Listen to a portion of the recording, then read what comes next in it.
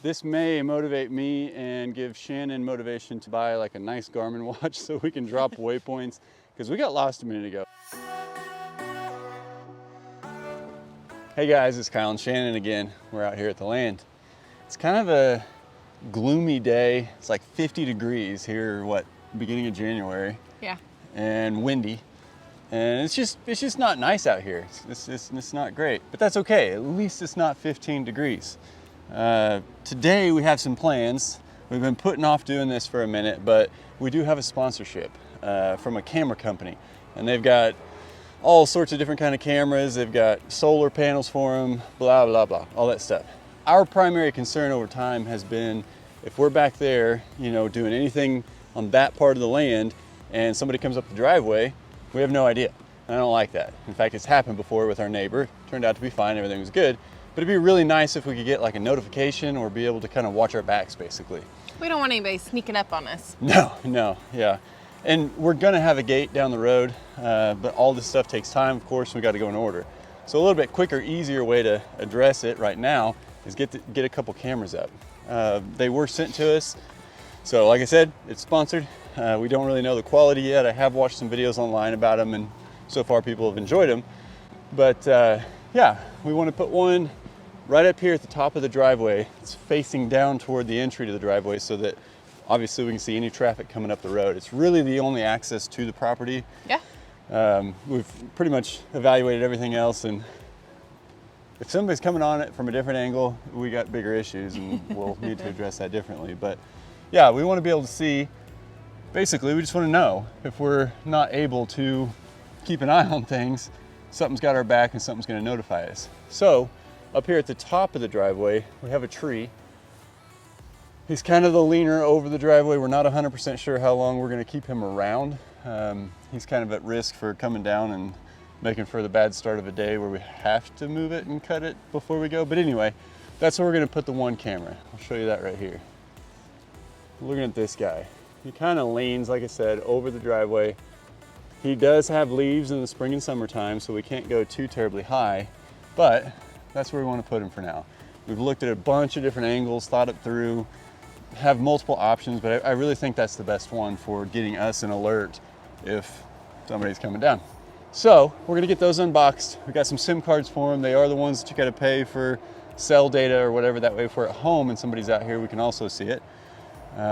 I haven't really configured any of those before. I'm not 100% sure of the sunlight that it's gonna get. Obviously in the wintertime right now, there's no leaves or anything, so it should be fairly easy. But in the spring and summer, that may be a different story. So let's go get them unboxed, we'll get them installed. Later, we're gonna go walk off some of the property, and for a specific reason. We'll tell you about that in a little bit. But first, let's get the cameras up, and then we'll go do that, and we'll talk about what the plans are for that area.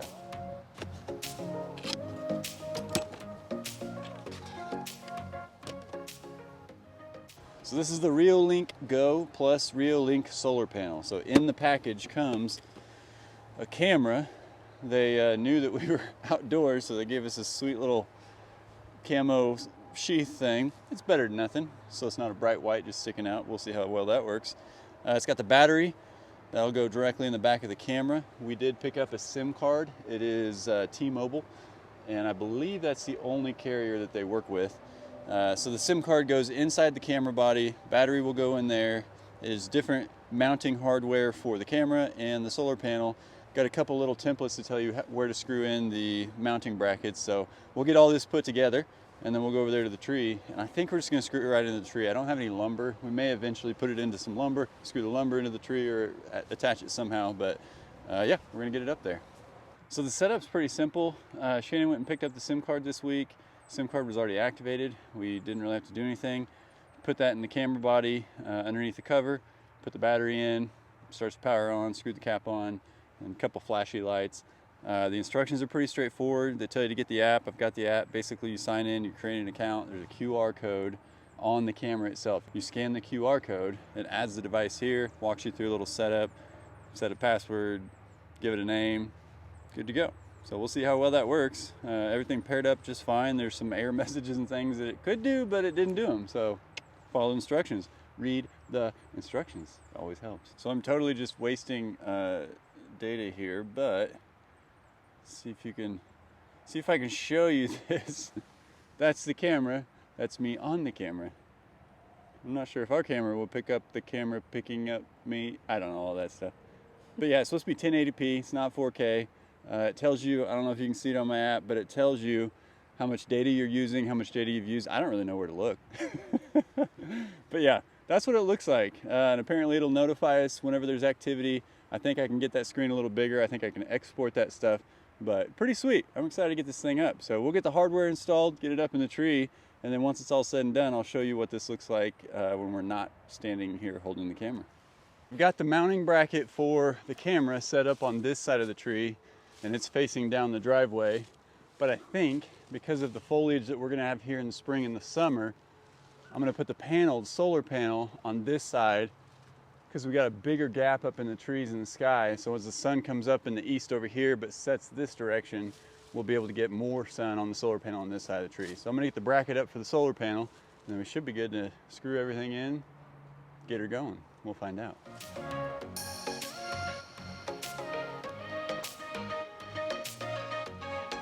Once we get it all plugged up and everything, we'll make sure we got it pointing where we want. We can kind of adjust it, and we'll check it in the app and make sure it can see what we're looking for.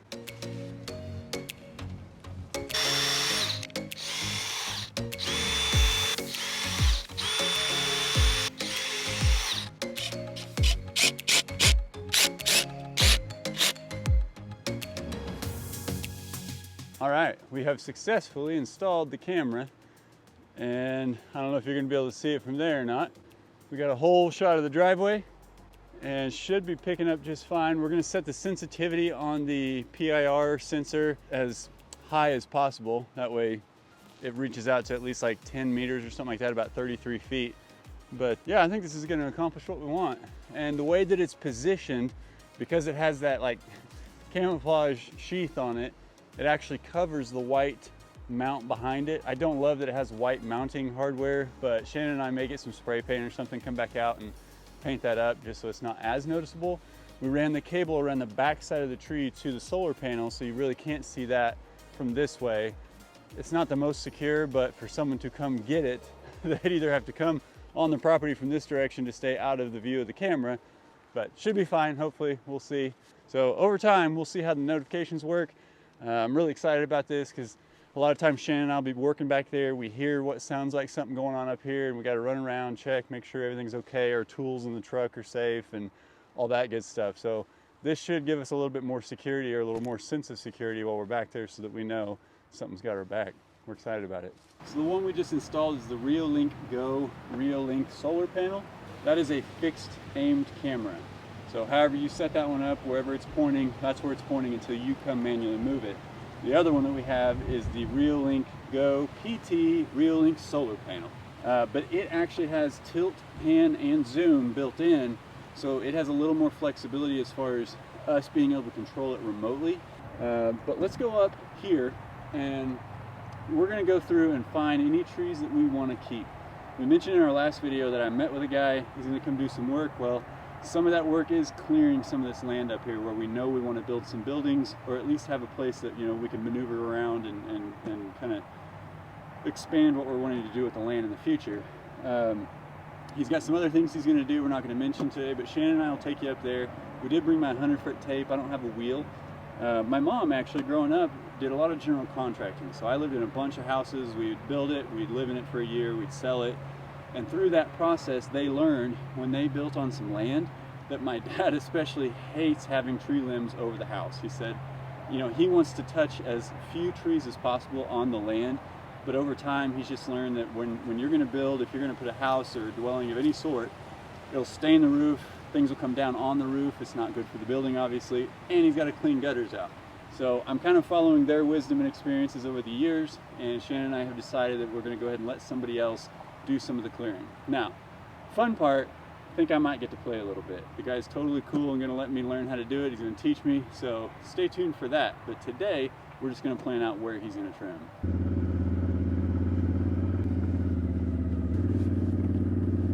So we're up here where we were cutting that branch down in the last video, where this huge oak over here. This is where we're cutting, over there's where we're splitting. This is kind of the beginning of the woods here. when I met with the guy that came out here, I told him basically we like where this ground is lifted up a little bit. If you've seen some of our other videos, you know there's a ledge right over there before you get to the house. So what I'm trying to envision is once we get all that stuff cleared out, can we bring some of this ground down? Can we build into the side of this for a good walkout or something? Don't really know, but I do know that we like this area. It's kind of offset from the driveway so that you don't have great visibility from the road. There's some really good trees up here. I don't know how many we're gonna keep, if any, but basically this tree line right here, which is gonna be kind of the edge of it, and then the tree line on the other side is probably, I don't know, a couple hundred feet that way. Basically that width, and then we're gonna go back this direction, maybe 2 or 3 acres. Some of that's gonna depend on what we get into once we get back there, but I like this area. I like that it's up so we don't have any problems with water runoff. It could potentially mean we would have like some, I forget what he called them, A retaining wall. well, the retaining walls, but the specific ones like bat wings or something like that off of either side, and that way the water could come around it and continue to naturally just flow down into the ravine. So let's get through here, see if there's any trees that we want to mark and save. Otherwise, we're just gonna have them taken down, and then I'll cut them up and log them and all that good stuff. So from where we parked the four-wheeler, we walked back in. This is about 208 feet, 208.71 square acre. This is about 210 feet in. So we marked this tree not for saving, but just as a reference point so that when the guy comes out, we've already kind of walked the land. It's a little bit deeper than I anticipated. I don't know that we would go a whole lot deeper than this. I think if I look right through these woods as hard as I can see some clearing, what appears to be maybe another few hundred feet back, and that is the adjacent land to this. So I don't want to take that down between our cleared area and theirs. I like having the woods as a buffer. But once we get up here, man, it is really level. It's definitely more level than I anticipated. So what we may do is walk that way now. I can't really see back to where the house or anything is, so I don't know if we go another 210 feet that way. We shouldn't, I guess we might be even with the house. I don't know. Either way, this is the area that we're looking to clear. Basically here, that direction. And I'm anticipating it being about 2 to 3 acres worth maybe. But this would be a great place for building. As we get up here and I see the land is even more level, this would also be a great place for any pastures that we want if we have animals down the road. And that way we're not too far with our dwelling from the other pastures, the animals. So we came 100 feet this way from the 208-ish feet deep that we went. And problems are twofold. One, I think I've faded a little bit back toward the property line. We can see the clearing over here, which is the land adjacent to ours. I have to refresh my memory. We used to know the dimensions of the land and I kind of have forgotten. So I forget how many acres wide it is, but you know, the part that you always see us in, that's the clear part. And that's quite a few acres that's cleared out there. We're, like I said, we're approximately an acre deep. This may motivate me and give Shannon motivation to let me buy like a nice Garmin watch so we can drop waypoints, because we got lost a minute ago. We had to get our bearings and figure out where we were. But if I look, I don't know if you're gonna be able to see it on camera, but behind me, kind of at a 15-degree angle, that's our house. That's the house that's on our property. And so we've only come over 100 feet from the initial 208 that we went back. And I was planning on going another 100 feet. But if that's the house right there, we're gonna be a long ways over. So I mean, I'm just trying to find, I thought we were gonna be able to do like maybe 2 or 3 acres worth of clearing. I don't think we're gonna do that much. If we do, I think it needs to be back toward the ravine over by the chicken coop. You know what I'm saying? Yeah. So where we started, we should have gone a little further into the woods because I do want that stuff clear. There's a huge partial dead tree by the chicken coop, and there's a lot of stuff around it that I'd like to have cleaned up. So right now, I mean, we're right in the middle of all of it. There are some healthy trees. I don't know if you can see this guy right behind me. He's probably one I'm thinking of. He looks to be a pretty middle-aged tree in good health, doesn't have a lot of vines in him. So we may, I'll see if I can spin you around here. You can see like that's one trunk. That's a dead tree on the right, and that one on the left. Yeah, I'm sure it's fine. But we want to leave all this because I'll see if I can show you right through here. That is the house, well, that's actually the shop, I guess, on the property adjacent to ours. This is our land this way, that's them over there, that's their property line, that's the fence you can kind of see through the clearing. That's another, I don't know, 100, 110 feet over probably, but that's what makes me think we faded over just a smidge. This direction, if you watched our video where we explored new areas of the land, back there is the front of the property is that way, the road is up there. Shannon and I came in this way and there's a real thick, nasty part that we couldn't get through. So we haven't really been over there too much, or basically between here and where we were. And then the truck would be parked about right here. The house is right there where we installed the cameras up that way. I know, it doesn't give you a great idea as to where we are, but those are actually kind of the waypoints that we've had to use just to realize where we are. So I don't know, once the guy comes back, he's got a wheel, so he can actually walk this and not have to try to carry the 100-foot tape, because we're spanning 100 feet at a time and then Shannon has to follow the trail. But he's gonna come out here with the wheel and we'll really get a better idea of how much we're gonna clear. At this point, I would say probably not as much as I thought originally, not 2 to 3 acres, that's just too much. So if we can start with an acre, you know, obviously you can't go back and do it if you can't. Once it's cleared, you can't get those trees back. Yeah, you can't undo it. So we want to get it right the first time, and obviously if you start small, that's going to be the best way to do it. So we'll do that, and when he's out here, he can probably give us an idea of some stuff. But there's a lot of good young trees, you know, maybe 20, 30, 40 years old.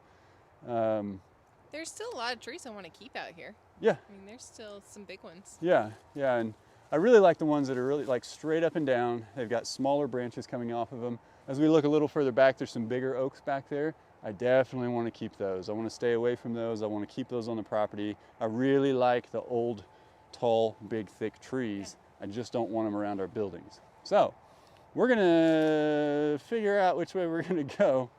I think because I can see the house, we probably shouldn't go too much further that direction. Like I said, we're at the 100-foot mark from where we marked the other corner. Yeah. So yeah, we're gonna go exploring and we'll show you where we're at here in just a minute. Okay. I failed to bring my hearing protection out, I'm aware, but I am gonna run the chainsaw for a second. One thing Shannon asked me, and I've gotta turn to you guys, I gotta turn to the people that know. So comment below old trees like this that have fallen and have been out here for a very long time. What are they good for? I'm gonna cut into this one because I'm curious what its core looks like, but I don't know, is this something you wanna cut up and burn in a house? Like, is this bad for a wood stove? Is this bad for a fireplace? Or, you know, do we just cut it up and burn it out here where it is? Or, I don't know, I mean, we can make good firewood for outdoor fires out of this stuff, but let us know. I'm curious what these are good for. There's quite a few of them out here that have just fallen naturally and they've been out here for who knows how long. Let me know what to look for when we cut into it, what we can do with it. I'd be curious, but we're gonna cut into this one.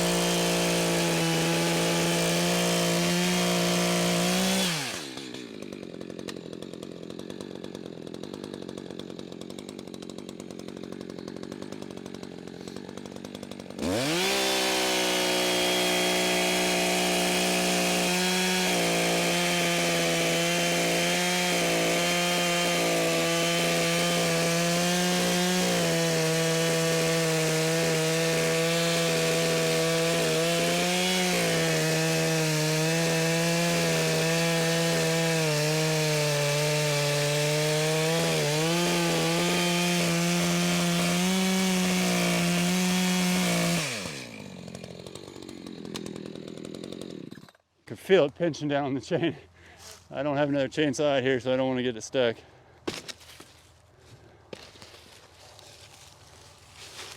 You can tell by how long it took to get through it. I mean, it's a hard wood. Like, you can see the heartwood, the core of it here. I don't know. I just don't know. I don't know if, if this is any kind of indication of it being bad. Let me know. I'm going to look it up myself tonight, and maybe we'll talk about it in the next video. But throw some comments down below of what this is good for. I mean, that looks to be good wood. Hopefully I didn't just ruin something we could have thrown in a sawmill, but we learned. I can see 30 more from where I'm standing, but that looks to be pretty good, I don't know why there'd be anything wrong with it. Correct me if I'm wrong, please. I know you will. So as I was walking off the other 100, I came across this fence just out in the middle of nowhere, and it goes, I don't know how far, but when I tug on it, I can see it go all the way up to that tree there, and it goes who knows how far this way. So they used to have this sectioned off, but the cool thing is it's been here so long. This is the top barbed wire piece, and it is literally right through this tree. I mean, almost smack dab in the middle. So this is the barbed wire that this tree grew around a long time ago. I mean, that is almost smack dab in the middle of it. And then you'll notice, see how that's almost halfway across the tree? Yeah, I see that now. And if you'll notice down here, the non-barbed wire, whatever this regular old cattle fence or whatever, it is also grown through this guy. So this guy came up around this. So this has been here for a very long time. And I can't really tell how far it goes over here. I mean, I can tug on it and I can see it moving the leaves a little further back, but it may go all the way to the property line, and then I'll see if we can find it on the other end one of these days. But we'll mark that so if they're out here clearing, they don't run over this and get it all caught up in their machinery. How do you do that? My arms aren't as long as yours. I'm tree hugging. There's nothing wrong with that.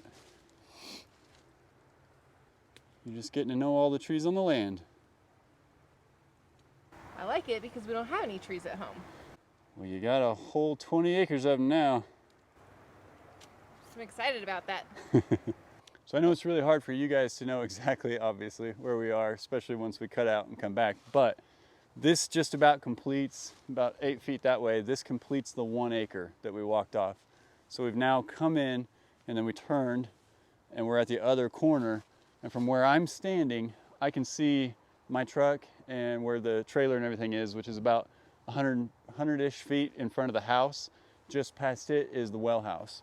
So now I'm hopeful that if we measure from here back out, that we're decently at about 208 feet from the edge of the woods where we started. So we'll see, but we're gonna try to make it through here. There are some really pretty old oak trees out here, big ones. There's also some that are standing that are 100% dead. But right here, for instance, I don't know if you can see the trunk of it, but it's one single trunk that splits up into 2 huge trees. And I can still see some life up in the leaves and everything up in the top. So we'll probably try to come out and clean out some of the dead stuff around it just to give it its healthiest life that it can. But there's plenty of widowmakers out here and little half trees that we're having to watch over our shoulders and keep a good eye on so that we're safe. I think that line right there is when we came in from the front and walked up that hill. I think that's the thick stuff that we couldn't get through. I think we're on the other side of it here. Because remember, we thought it may have been the logging trail that went back, and being the woods on either side of it. But I'm pretty certain that's that line. So we've still got, I mean, there's plenty of room from here up, but that's where the hill starts and goes down pretty drastically. And then as you get closer up to the road, it goes down very drastically. So this is cool. We were curious what was on the other side of that thick stuff that we couldn't get through. This would be very difficult to traverse in the spring and summer. So we're not gonna have them clear all this out. I wanna leave as much stuff out here as we can where we don't need to take it down. But this is a good visual. I'm glad we did this in the winter too. Me too. And I'm glad it's 50 degrees today instead of 15. It would be impossible in the summer. Yeah, There's no way we could make it through. Oh no, and I would be ate up by ticks, and I'd have poison ivy and sumac, and we'd probably see a snake or 10 or 100. But yeah, it's pretty cool. This is why we're doing this time of year. So Shannon's gonna mark this corner so that at least we have a decent reference if we try to come back out here and we don't have to measure it again. I'd also be curious if Zach brings his wheel, if he can just tell us how far off we were. He may laugh at us with how far off we are. Oh, he's gonna laugh no matter what. He's got a pretty good sense of humor. Very nice. All right, so I say we measure from here, the 208 back toward the edge. Yeah, and then we can kind of check and see how we did as far as keeping a decent square. Yeah, we'll see.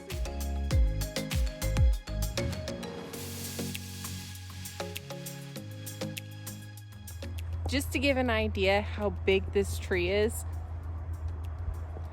this is me standing in front of it. The trunk is all one piece. And then once you get to about here, it totally splits and goes into two different trees, and it is super tall. I love it. So we just walked the rest of the acre, and I think we did pretty good. We're gonna measure back over to the four-wheeler. It's back that way, which is where we started. Truck and trailer are right here. And that 1 acre is bigger than I anticipated. It's a lot bigger than I thought. Yeah, like I mean, I had a decent idea of how big acres were, but maybe I don't. I don't think I have any idea. Our lot at home is a 1/4 acre lot. It's just a little residential thing, so that's 4 of our yards right there, basically. Does that feel a little more? Not really. A little more realistic? Not really. Okay, so now basically we're gonna finish. Let me get around the other side so you can see it. We're gonna finish walking over to, I'm just gonna get in front of Shannon. We're gonna finish walking back over to the four-wheeler, and we're gonna measure it and see if we're anywhere near 208 feet. I have a pretty good idea we are. In fact, I'm a little impressed we did that with 100-foot tape. Given how many times we got lost. Yeah, we got lost, we got sidetracked, we saw things, and we stopped. So yeah, we'll go measure that off and we'll see how well we did. So it's getting really dark out here, I'm sorry. We're trying to get the last bit in before it's completely dark. But we came back over and we were only off by like maybe 20, 25 feet. And I know a couple of places where we made adjustments to not walk through thorns and things like that. So that's 1 acre. That's bigger than I thought. I really thought that encompassed at least 2 acres right there. So as Shannon was mentioning a second ago when we were walking over this way, we could probably go further this way, further back into the woods, so that we're not pushing as far back to, for one, the property line, but two, we're not going so far forward that we're getting closer to the road at the front. So I was very pleased with that. I think we did a pretty good job for the tools that we had, and you know, everything we had to do. A little bit of chainsawing. So that's 1 acre. So stick around. It'll be what, the 22nd and the 23rd, which is 2 weeks from today. 2 weeks from today. 2 weeks from today. That's when he's scheduled to come out and we'll do the clearing and stuff. So we'll have him push a little further back, closer to the ravine, and then we'll go in about, you know, a couple hundred feet. I don't know if we'll go the whole distance of 1 acre yet. Because again, I want to start small, evaluate, you know, have them back out if we need to, whatever. But that was pretty good. That was a good little jaunt. All right, guys. Well, this is all building up to getting ready for what we feel is one of the most exciting things we've done out here. That was a lot of fun for us to go back through that. Hopefully we gave you enough reference points so that you kind of knew where we were. But we appreciate you guys coming by, all the support, all the comments. You guys have been great. You've been awesome. So we're really excited to see what this looks like when it's clear and we get this stuff out of here and we really have raw land, which is ideally what we wanted. Thanks for coming by. Please don't forget to like, subscribe if you haven't, and stick around for the next one. See you guys. Bye. I'm not completely certain, but I kind of wonder what lives in that hole. It's a pretty good sized hole. If something jumps out right now, I'm gonna scream like a girl. I'm not ashamed.